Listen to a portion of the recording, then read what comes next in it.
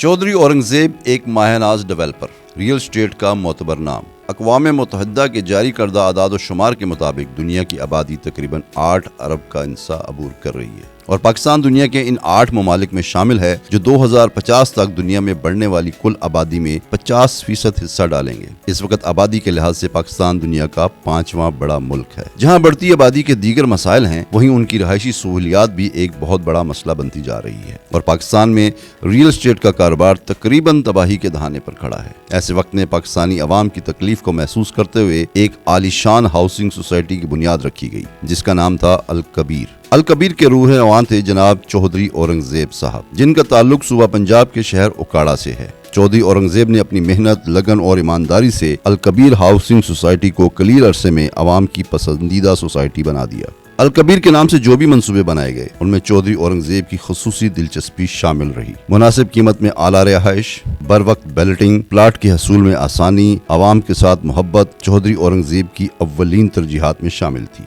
और अवाम का जोक दर जोक अल कबीर टाउन में आना इस बात का मुंह बोलता सबूत था। चौधरी औरंगजेब ने न सिर्फ पाकिस्तान बल्कि बैरून मुल्क भी अपनी कामयाबियों का सिलसिला जारी रखा। अमेरिका में भी अल कबीर टाउन ने निहायत कलील वक्त में कंस्ट्रक्शन के शोबे में वो मुकाम हासिल किया जिसका सिर्फ ख्वाब देखना ही मुमकिन था। पाकिस्तान और पाकिस्तानी अवाम से मोहब्बत सिर्फ वही इंसान कर सकता है जिसका दिल पाकिस्तान के साथ धड़कता हो। इसलिए जब बात हुई पाकिस्तानी एयरलाइन की, जो कि अरसे से माली मुश्किलात का शिकार थी और अब हुकूमत ने भी इसकी सरपरस्ती से हाथ उठाने का फैसला कर लिया था, फिर एक दफा चौधरी औरंगजेब साहब आगे आए। कौम और मुल्क के वसीतर मफाद में कौमी एयरलाइन को खरीदने का अज़म किया ताकि इस कौमी एयरलाइन को संभाला दिया जा सके और दोबारा दुनिया की अजीम एयरलाइन बनाया जा सके। इस सिलसिले में उन्होंने हुकूमत पाकिस्तान को 20 अरब के अवज़ PIA को खरीदने की पेशकश की। ये उनका विजन था कि कौमी एयरलाइन कौमी ही रहे और हम इसे कौम का फख्र बनाएं।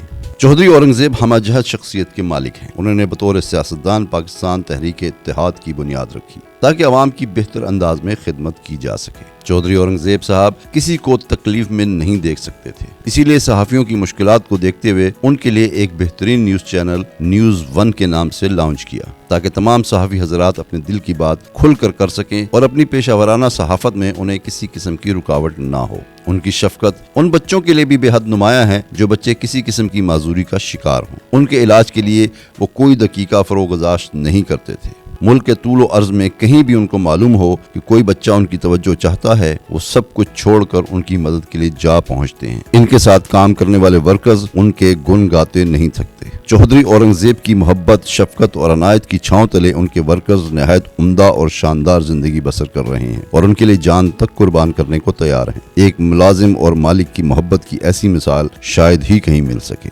आज के दौर में अगर ये कहा जाए कि चौधरी औरंगजेब मोहब्बत और इंसानियत के अजीम शाहकार हैं, तो ये बिला मुबालगा ना होगा।